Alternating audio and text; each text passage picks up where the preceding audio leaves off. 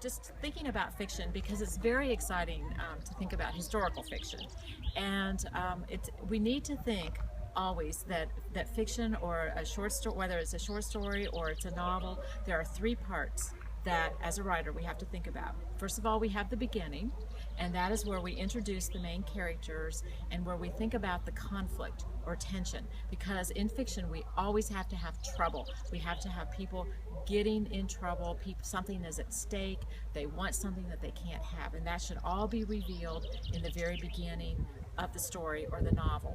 Then we move into what I call the mush, and that's the middle part, and as a friend of mine says, she calls it the spaghetti part, where it's just all sloppy, and that is typically where you have obstacles, where your characters are trying to solve their problems, something that they want and they can't get. And traditionally a lot of writers go with 3 obstacles. It doesn't have to be 3, it can be 1, it can be 2, but they get close to achieving their goal and then something happens, and then they get close again and something happens, so that we have more tension, and that's in the middle.